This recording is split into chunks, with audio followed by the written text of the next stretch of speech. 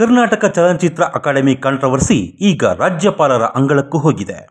High court ಮಟ್ಟದಲ್ಲಿ ವಿಚಾರಣೆ ಶುರುವಾಗಿದೆ. ಬೆಂಗಳೂರು ಅಂತಾರಾಷ್ಟ್ರೀಯ ಚಲನಚಿತ್ರೋತ್ಸವಕ್ಕೆ ತಡೆ ಕೊಡುವುದಿಲ್ಲ ಎಂದು ಹೇಳಿಯೇ ವಿಚಾರಣೆ ಮಾಡ್ತಾ ಇದೆ ಬೆಂಗಳೂರು ಹೈಕೋರ್ಟ್. ಅಲ್ಲಿಗೆ ಬೆಂಗಳೂರು ಅಂತಾರಾಷ್ಟ್ರೀಯ ಚಿತ್ರೋತ್ಸವಕ್ಕೆ ಸಮಸ್ಯೆ ಏನೂ ಇರೋದಿಲ್ಲ. ಆದರೆ ಅಕಾಡೆಮಿಗೆ ಸಮಸ್ಯೆ ಬಂದರೂ ಆಶ್ಚರ್ಯ ಇಲ್ಲ. ಏಕೆಂದರೆ ರಾಜ್ಯಪಾಲರ ಬಳಿಗೆ ದೂರು ಕೊಟ್ಟಿರೋದು ಚಲನಚಿತ್ರ ನಿರ್ದೇಶಕರ ಸಂಘ. ಮೊದಲಿಗೆ ಹೇಳಿಬಿಡ್ತೇವೆ, ಈಗ ಕರ್ನಾಟಕ ಚಲನಚಿತ್ರ ಅಕಾಡೆಮಿ ಅಧ್ಯಕ್ಷರಾಗಿರೋದು ನಟ, ನಿರ್ದೇಶಕ, ಸಂಗೀತ ನಿರ್ದೇಶಕ ಸಾಧು ಕೋಕಿಲ. ಅಕಾಡೆಮಿಯವರು ತಮಗೆ ಇಷ್ಟ ಬಂದಂತೆ ಮಾಡ್ತಿದ್ದಾರೆ. ಸದಸ್ಯರ ನೇಮಕದಲ್ಲಾಗಲಿ ಸಿನಿಮಾ ಆಯ್ಕೆಗಳಲ್ಲಾಗಲಿ ಯಾವುದನ್ನು ಕಾನೂನು ಪ್ರಕಾರ ಮಾಡ್ತಿಲ್ಲ.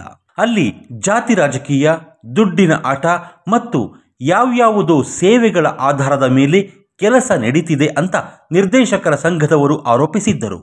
ಈಗ ಚಲನಚಿತ್ರ ಅಕಾಡೆಮಿಯವರು ತಮ್ಮ ಬೈಲಾಗಳನ್ನೇ ಫಾಲೋ ಮಾಡ್ತಿಲ್ಲ ಅಂತ ಅಧಿಕೃತವಾಗಿ ರಾಜ್ಯಪಾಲರಿಗೆ ದೂರು ಕೊಟ್ಟಿದ್ದಾರೆ. ಚಲನಚಿತ್ರ ಅಕಾಡೆಮಿಯವರು ವರ್ಷಕ್ಕೆ ಕನಿಷ್ಠ 4 ಬಾರಿ ಜನರಲ್ ಮೀಟಿಂಗ್ ಮಾಡಲೇಬೇಕು. ಆದರೆ ಚಿತ್ರೋತ್ಸವದಲ್ಲಿ ಸಿನಿಮಾ ಆಯ್ಕೆಗಳ ಬಗ್ಗೆ ಇಂತಹ ಯಾವುದೇ ಮೀಟಿಂಗ್ ನಡೆದಿಲ್ಲ. ಉದ್ದೇಶಪೂರ್ವಕವಾಗಿಯೇ ಚಿತ್ರರಂಗದ ಸಮಿತಿಗಳನ್ನು ಹೊರಗೆ ಇಟ್ಟು ಮಾಡಲಾಗ್ತಿದೆ.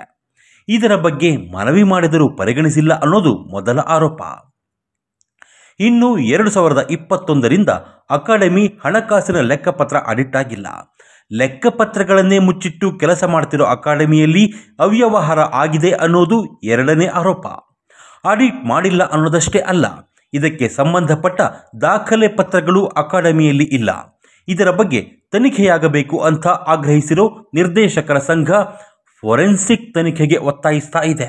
ಇನ್ನು ಚಿತ್ರೋತ್ಸವಕ್ಕೆ ಸಿನಿಮಾಗಳ ಆಯ್ಕೆ ಮುಗಿದ ಮೇಲೆ ಸದಸ್ಯರ ನೇಮಕ ಆಗಿದೆ ಅನ್ನೋದು ಇನ್ನೊಂದು ವಾದ.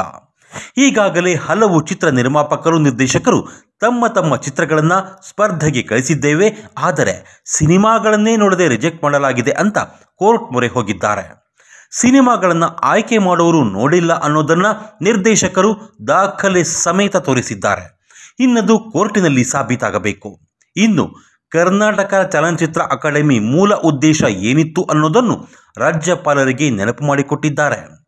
ಕರ್ನಾಟಕ ಚಲನಚಿತ್ರ ಅಕಾಡೆಮಿಯವರು ಸಿನಿಮಾದವರಿಗಾಗಿ ಸ್ಕ್ರಿಪ್ಟ್ ರೈಟಿಂಗ್, ಡೈರೆಕ್ಷನ್ ಇತ್ಯಾದಿ ವರ್ಕ್ಶಾಪ್ಗಳು, ಫಿಲ್ಮ್ ಸ್ಕ್ರೀನಿಂಗ್, ಕಷ್ಟದಲ್ಲಿರುವವರಿಗೆ ಆರ್ಥಿಕ ನೆರವು, ತರಬೇತಿ ಕಾರ್ಯಕ್ರಮ, ಸರ್ಕಾರದ ಯೋಜನೆಗಳನ್ನು ಪಡೆಯುವ ಬಗ್ಗೆ ಮಾರ್ಗದರ್ಶನ ಸೇರಿದಂತೆ ಯಾವುದೇ ಕೆಲಸಗಳನ್ನು ಮಾಡ್ತಿಲ್ಲ. ಇನ್ನು ಚಿತ್ರರಂಗದ ಉನ್ನತಿಗೆ ಕಾರಣರಾದ ನಿರ್ದೇಶಕರನ್ನೇ ಸೈಡ್ಲೈನ್ ಮಾಡ್ತಿದೆ ಅನ್ನೋದು ನಿರ್ದೇಶಕರ ಸಂಘದ ದೂರು. ನಿರ್ದೇಶಕರ ಸಂಘದ ಒತ್ತಾಯ ಇಷ್ಟೇ: ಈಗ ನಡೆಯಬೇಕಿರುವ ಹಾಗೂ ಈ ಹಿಂದೆ ನಡೆದ 15 ಮತ್ತು 16ನೇ ಬೆಂಗಳೂರು ಫಿಲ್ಮ್ ಫೆಸ್ಟಿವಲ್ಗಳ ಸಿನಿಮಾಗಳ ಆಯ್ಕೆ, ಅನುದಾನ ದುರ್ಬಳಕೆ ಎಲ್ಲವನ್ನೂ ತನಿಖೆ ಮಾಡಬೇಕು ಅನ್ನೋದು. ರಾಜ್ಯಪಾಲರು ನಿರ್ದೇಶಕರ ಸಂಘದ ಬೇಡಿಕೆಗಳಿಗೆ ಎಸ್ ಎಂದರೆ ಚಲನಚಿತ್ರ ಅಕಾಡೆಮಿಯ ತಲೆಯ ಮೇಲೆ ತೂಗುಗತ್ತಿ ಫಿಕ್ಸ್.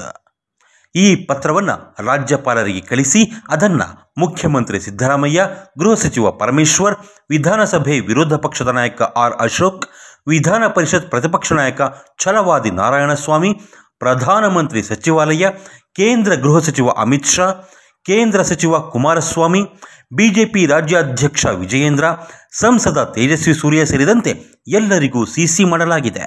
ಅಂದಹಾಗೆ ಈಗ ಚಲನಚಿತ್ರ ಅಕಾಡೆಮಿ ಅಧ್ಯಕ್ಷರಾಗಿರೋದು ನಟ, ನಿರ್ದೇಶಕ, ಸಂಗೀತ ನಿರ್ದೇಶಕ ಸಾಧು ಕೋಕಿಲ. ಅವರು ಇಂತಹ ಯಾವ ಆರೋಪಗಳಿಗೂ ಡೋಂಟ್ ಕೇರ್ ಅಂತಿದ್ದಾರೆ.